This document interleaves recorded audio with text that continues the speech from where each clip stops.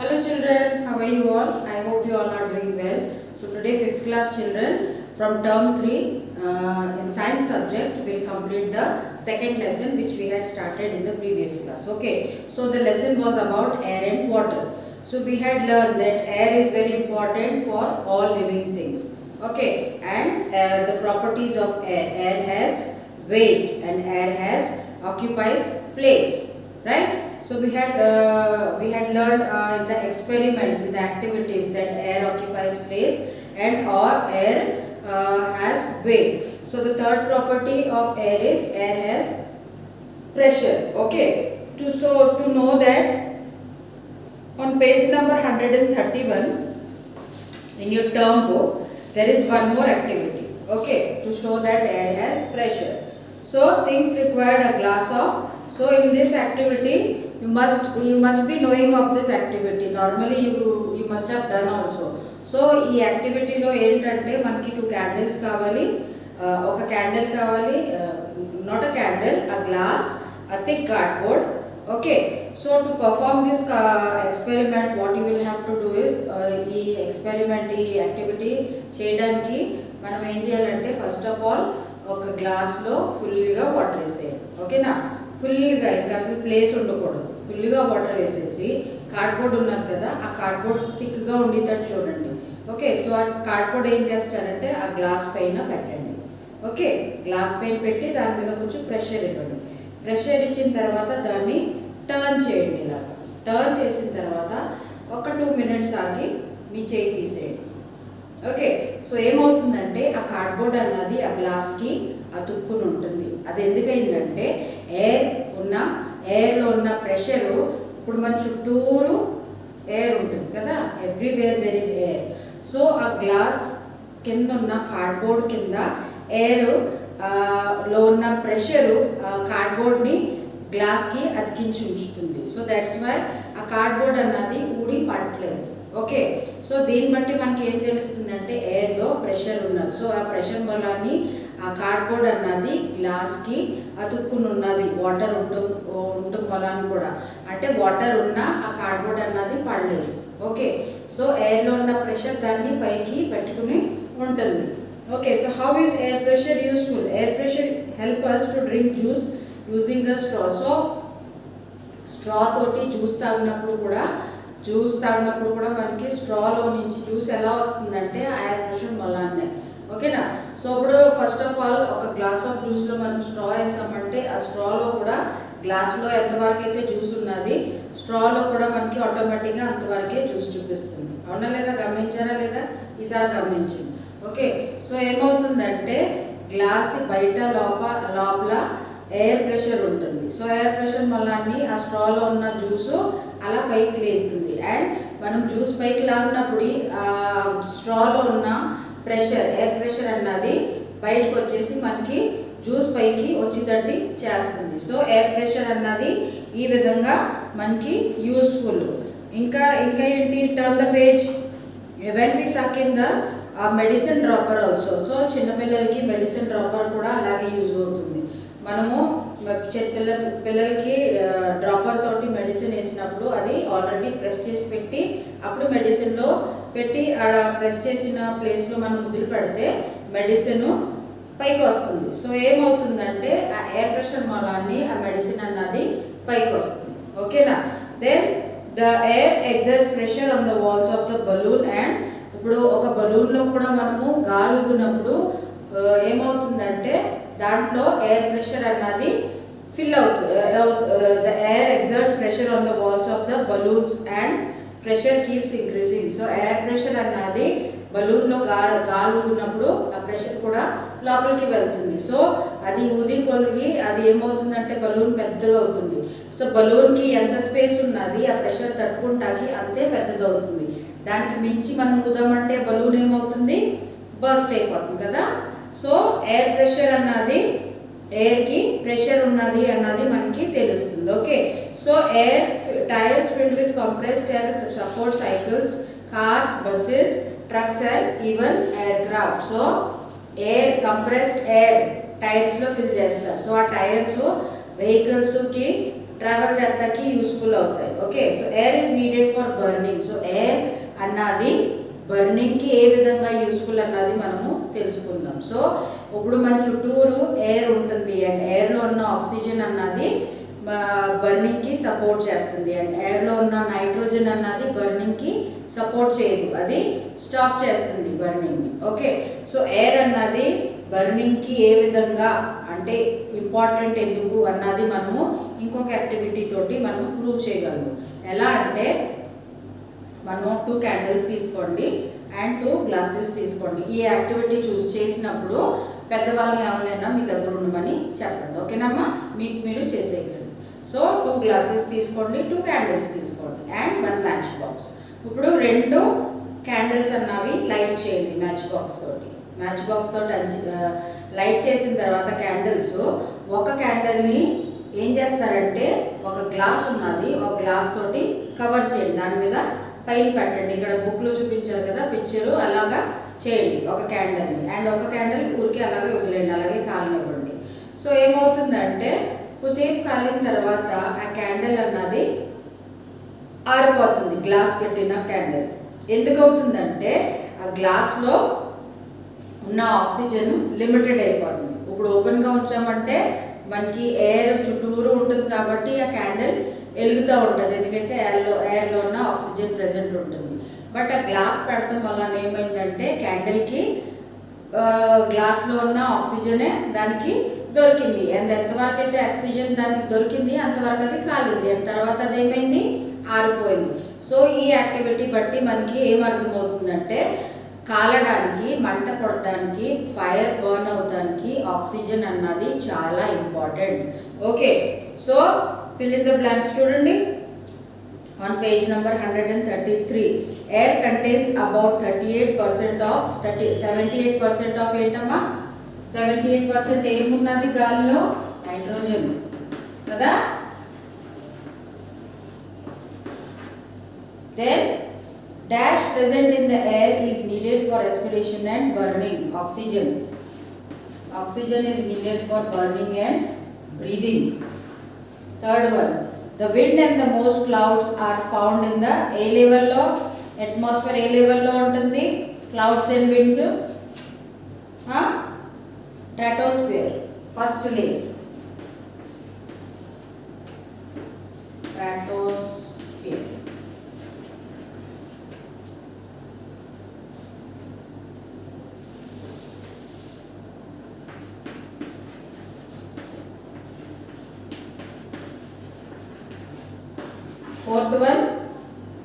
fourth blank ఏంటమ్మా చూడండి.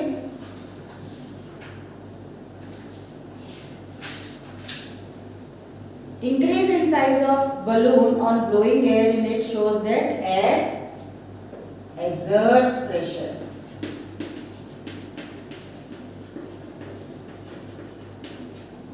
Fifth one, dash. The dash by air supports the weight of an aeroplane.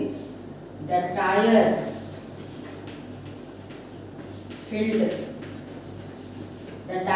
filled by air supports the weight of an aeroplane. Okay, so write it down.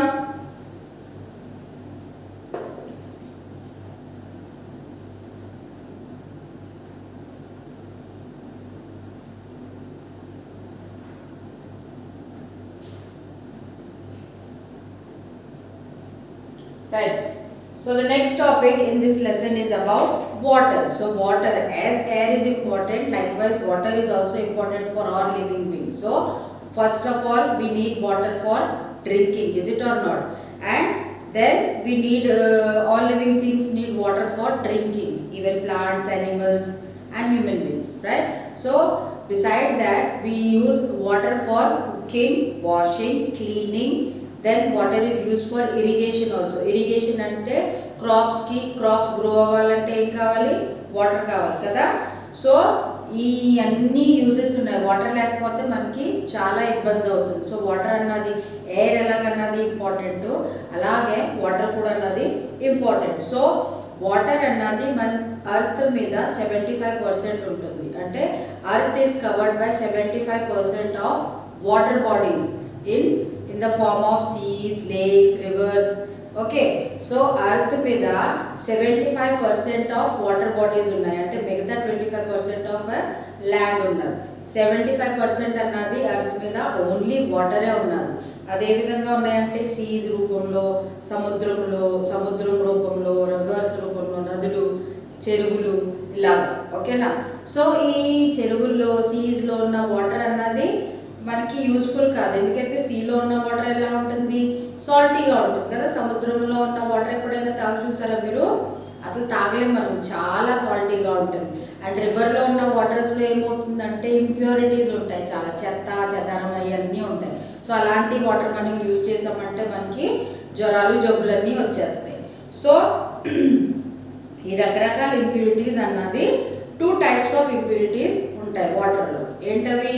Soluble impurities and insoluble impurities. So వాటర్లో 2 types of impurities ఉంటాయి, soluble impurities and insoluble impurities. So soluble impurities అంటే salt లాంటి impurities. Okay, so ఏంటి వాటర్లో కలిసిపోతూ ఉంటాయండి. Insoluble impurities like sand, chalk powder. Okay, so in the impurities that do not dissolve, sand, chalk powder for example. In addition to soluble and insoluble impurities, water lo is soluble, insoluble impurities కాకుండా water లో ఇంకా ఏముంటాయి, germs, bacteria అలాంటివి కూడా చాలా ఉంటాయి. Okay, so removing, how to remove insoluble impurities. So ఇప్పుడు వాటర్లో నుంచి ఇన్సొల్యూబుల్ ఇంప్యూరిటీస్ తీయడానికి ఒక ప్రాసెస్ ఉన్నది, దాన్ని ఏమంటారు? Sedimentation and decantation. So insoluble impurities like sand, chalk అలాంటి వాటర్లోంచి ఇన్సొల్యూబుల్ ఇంప్యూరిటీస్ తీయడానికి ప్రాసెస్ ఉన్నది, సెడిమెంటేషన్ అండ్ డికాంటేషన్. సో ఈ ప్రాసెస్లో ఏం చేస్తారంటే ఒక వెసల్లో, ఒక పాట్లో వాటర్ పట్టేసుకుని కాసేపు వరకు దాన్ని అలాగే కదపకుండా మెదపకుండా దాన్ని అలాగే ఉంచేస్తారు. సో అప్పుడు ఏమవుతుంది, దాంట్లో ఉన్న ఇన్సొల్యూబుల్ ఇంప్యూరిటీస్ అన్నీ కింద సెటిల్ అయిపోతాయి కదా. మీరు ఎప్పుడైనా గమనించారో లేదో, ఒక clear plastic bottle, transparent plastic బాటిల్లో మీరు మురికి నీళ్ళు పట్టి చూడండి. సో మురికి నీళ్ళు పట్టి చూసిన తర్వాత దాన్ని ఒక హాఫ్ అన్ అవర్ వరకు అలాగే ఉంచండి. సో ఏమవుతుందంటే దాంట్లో ఉన్న ఇంప్యూరిటీస్ అన్నీ కింద సెటిల్ అయిపోతాయి. సో ఈ సెడిమెంటేషన్ అన్నది ఆ ప్రాసెస్. వాటర్ని ఒక పాట్లో పట్టేసుకుని దాన్ని కాసేపు వరకు అలాగే ఉంచేసి ఆ ఇంప్యూరిటీస్ని అన్నిటిని కింద సెటిల్ అయ్యే వరకు ఉంచాలి. Okay, so this process is called sedimentation. Okay, then ఆ క్లియర్ వాటర్ పైకి తేరుతుంది కదా, ఆ వాటర్ అన్నది కదపకుండా మెదపకుండా ఏం చేస్తామంటే వేరే వెట్ పాట్లో పట్టుకోవాలి, వేరే బిందులో పట్టుకోవాలి. సో ఇప్పుడు కదపామంటే ఏమవుతుంది, ఆ ఇంప్యూరిటీస్ అన్నీ మళ్ళీ పైకి కలిసిపోతాయి కదా. సో సెడిమెంటేషన్ ప్రాసెస్ అన్నది వేస్ట్ అవుతుంది. సో మళ్ళీ మనము చేయవలసి వస్తుంది. సో దాన్ని కదపకుండా మెదపకుండా నెమ్మదిగా వేరే పాట్లో వేసుకోవాలి. సో ఈ ప్రాసెస్ని ఏమంటారు? డికాంటేషన్. ఏమంటారమ్మా? డికాంటేషన్. వాటర్ని ఒక పాట్లో పట్టేసి దాన్ని అలాగే ఉంచేసి ఆ ఇంప్యూరిటీస్ని అన్నిని సెటిల్ అవడానికి టైం ఇచ్చి దాన్ని ఏమంటారు? సెడిమెంటేషన్. అండ్ ఈ క్లియర్ వాటరు వేరే దాంట్లో వేసుకుని, వేరే పాట్లో వేసుకుని స్టోర్ చేసుకుని దాన్ని ప్రాసెస్ని ఏమంటారు? డికాంటేషన్. ఓకే, సో ఈ ప్రాసెస్ ఏంటి? ఇన్సొల్యూబుల్ ఇంప్యూరిటీస్ క్లీన్ చేస్తుంది వాటర్ నుంచి. నా the process of removing soluble impurities. So soluble impurities అంటే సాల్ట్ లాంటి ఇంప్యూరిటీస్ వాటర్లో నుంచి తీయాలంటే మనం ఏం చేయాలి? దానికి ఒక how we can separate soluble impurities from water. Soluble impurities are separated by the methods of evaporation and distillation. So soluble impurities ఈజీగా రావు, ఎందుకైతే అవి వాటర్లో కలిసిపోతాయి. సో అది ఇంప్యూరిటీస్, ఆ సొల్యూబుల్ ఇంప్యూరిటీస్ వాటర్లో నుంచి తీయాలంటే ఎవాపరేషన్ అండ్ డిస్టిలేషన్ ప్రాసెస్ అన్నది జరగాలి. సో ఎవాపరేషన్ అన్నది ఏంటంటే, ఎవాపరేషన్ అంటే changing water into water vapour. So changing water into water vapour అంటే వాటర్ని వేరు చేసినప్పుడు ఏమవుతుంది? వాటరు ఆవిరైపోతుంది కదా, అవునా లేదా? సో ఈ సొల్యూబుల్ ఇంప్యూరిటీస్ ఉన్న వాటర్ని మనం ఒక పాట్లో తీసుకుని దాన్ని వేడి చేసినప్పటికీ ఏమవుతుందంటే సొల్యూబుల్ ఇంప్యూరిటీస్ అన్నవి కింద సెటిల్ అయిపోయి అవి గట్టిగా అయిపోతాయి, క్రిస్టలైజ్ అయిపోతాయి.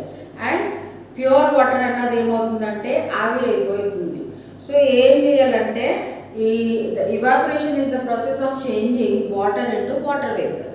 When water evaporates, it leaves all the dissolved impurities behind. This method can be used to get back the solid substances dissolved in water. Let us perform an activity. So ఈ evaporation distillation అన్నది process మనకి తెలాలంటే మనం ఒక process చేయాలి. ఏంటది? ఒక glass of water ఒక గిన్నెలో తీసుకుని దాంట్లో సాల్ట్ మిక్స్ చేయండి. ఇప్పుడు ఈ ఎక్స్పెరిమెంట్ ఈ యాక్టివిటీ కూడా మీరు ఎవరైనా పెద్దవాళ్ళ దగ్గర ఉండి చేసుకోండి, ఓకేనా? మీకు మీరు చేయకండి, ఎందుకైతే దీంట్లో గ్యాస్ లైటింగ్ అన్నది ఇన్వాల్వ్ ఉన్నది కాబట్టి.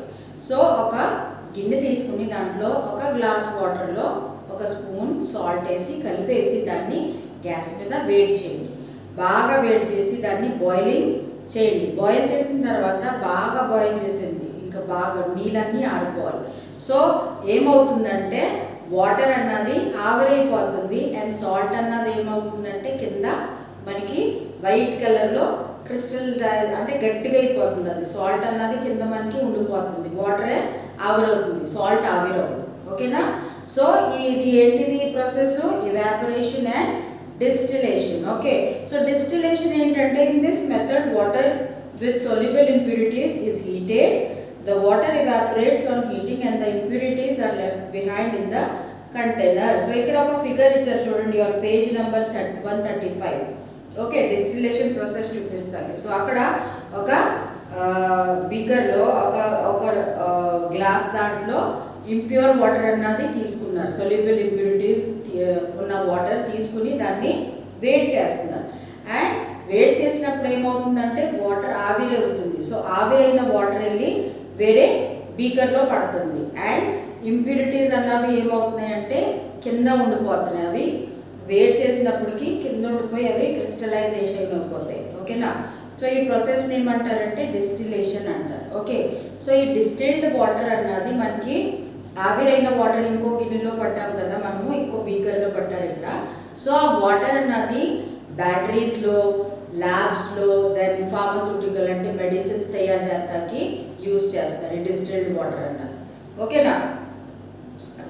Then comes the journey of water to our home. So మనకి ఇంటింటికి ఇప్పుడు ఇక్కడైతే ఇంటింటికి మనకి ట్యాప్స్ లేవు, మనం ఎక్కడికక్కడ బోర్ వేసుకుని ట్యాంక్స్ పైప్ లైన్స్ పెట్టేసుకుని మోటార్ తోటి నీళ్ళు యూజ్ చేసుకుంటున్నాం. But in cities there are pipelines which are given by the government, the municipality of the city. So ఇది సిటీస్లో నేను చెప్పేది, సిటీస్లో పైప్ లైన్స్ ఉంటాయి కదా. సో ఆ పైప్ లైన్స్ నుంచి వాటర్ మనకి గవర్నమెంట్ వాళ్ళు ఇస్తారు. సో గవర్నమెంట్ వాళ్ళ బాధ్యత ఏంటంటే మనకి క్లీన్ అండ్ ప్యూర్ వాటర్ ఇవ్వాలి. ఏంటంటే అది మనకి ఇంట్లో యూజ్ చేయడానికి ఫిట్గా ఉండాలి, యూస్ఫుల్గా ఉండాలి. మురికి వాటర్ పంపించేస్తే దానివల్ల మనకి ఏమవుతుందంటే జబ్బులు వస్తాయి కదా ఆ మురికి వాటర్ మనం యూజ్ చేస్తే. సో రివర్స్ నుంచి, రిజర్వాయర్స్ నుంచి వాటర్ మన ఇంటికి డైరెక్ట్గా రాదు. అది మున్సిపాలిటీ వాళ్ళు ఏం చేస్తారంటే దాన్ని ప్యూరిఫై చేస్తారు. సో దాన్ని ప్యూరిఫై చేసి ప్రాసెస్ ఒకటి ఉన్నది. సో ఇప్పుడు రివర్స్ నుంచి, రిజర్వాయర్స్ నుంచి ఈ వర్షపు నీళ్ళు ఉంటాయి కదా, ఇవి ఏం చేస్తారంటే ఒక ట్యాంక్లో పడతారు. సో ఆ ట్యాంక్లో ఏం చేస్తారంటే సెడిమెంటేషన్ అన్నది జరుగుతుంది. సో సెడిమెంటేషన్ అన్నది ఏంటంటే ఇప్పుడు మనం నేర్చుకున్నాం కదా, సెడిమెంటేషన్ ఏంటి? ఒక పాట్లో మురికి వాటర్ పట్టేసుకుని దాన్ని అలాగే ఉంచేయాలి. అప్పుడు ఏమవుతుందంటే దాంట్లో ఉన్న ఇంప్యూరిటీస్ అన్నీ కింద సెటిల్ అయిపోతాయి. సో గవర్నమెంట్ వాళ్ళు కూడా అలాగే ఒక ట్యాంక్లో, పెద్ద ట్యాంక్లో వాటర్ పట్టేసి దాన్ని అలా ఉంచేసి సెడిమెంటేషన్ ప్రాసెస్ చేస్తారు. సో ఆ సెడిమెంటేషన్లో ఇంప్యూరిటీస్ అన్నీ కింద తేలిపోయి పైన క్లీన్ వాటర్ వస్తుంది. సో ఆ క్లీన్ వాటర్ ఏం చేస్తారంటే వాళ్ళు వేరే ట్యాంక్లో పడతారు. ఆ వేరే ట్యాంక్లో పట్టిన తర్వాత దాన్ని ఏం చేస్తారంటే చూడండి ఆన్ పేజ్ నెంబర్ 136.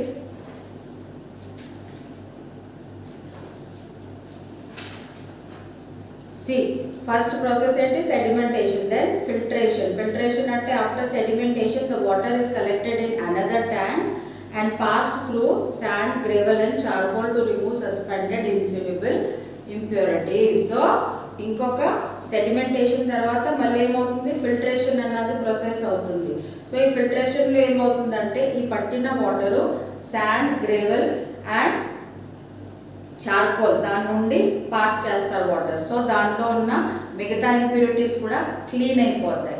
ఆ తర్వాత ఆ వాటర్ని మళ్ళీ వేరే ట్యాంక్లో పట్టి దాంట్లో క్లోరిన్ అన్నది మిక్స్ చేస్తారు. బ్లీచింగ్ పౌడర్ అంటారు కదా మనం నార్మలీ, క్లోరిన్. సో క్లోరినేషన్ జరుగుతుంది ఆ వాటర్కి.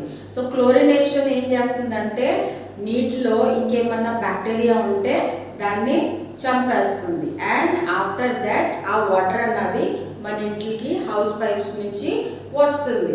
బట్ ఆ వాటర్ అన్నది చాలా ప్యూర్గా ఉన్నది, ఇంక దాంట్లో ఎటువంటి బ్యాక్టీరియా జర్మ్స్ లేవని మనం ష్యూర్గా అనుకోలేము. సో ఏం చేయాలంటే ఆ పైప్ లైన్స్లో నుంచి వచ్చిన వాటరు మనం దాన్ని జర్మ్ ఫ్రీ చేయాలంటే దాన్ని బాయిల్ చేసుకుని తాగటం, లేకపోతే ఫిల్టర్స్లో వేసుకుని తాగటమే అదేమంటారు దాన్ని యూస్ఫుల్. ఓకేనా?